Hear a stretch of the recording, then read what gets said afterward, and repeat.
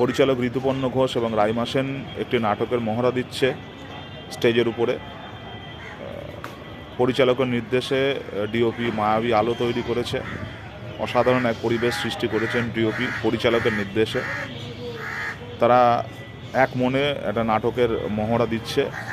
হঠাৎ তাদের একাগ্রতা ভাঙে, হঠাৎ তাদের মনোসংযোগে বিঘ্ন ঘটে। দেখে একজন মাতাল একটি ভাঙা চেয়ারে বসতে গিয়ে পড়ে যায়। কোনো ক্রমে সে ওঠার চেষ্টা করে। মাতালটি আর কেউ না, অভিনেতা যিশু সেনগুপ্ত। ছবির নাম চিত্রাঙ্গদা। যিশু সেনগুপ্ত অসাধারণ এক অভিনেতা, এবং এই দৃশ্যে মাতালের যে অভিনয় যে করেছেন উনি, মানে একদম মেপে অসাধারণ অভিনয় এই মাতালের দৃশ্যে। একদম মাপা যাকে বলে আর কি, মানে একটু এদিক ওদিক নেই, কোনো ওভার নেই, কোনো মাতলামো করার চেষ্টা নেই। অসাধারণ এক তার অভিব্যক্তি মাতালের।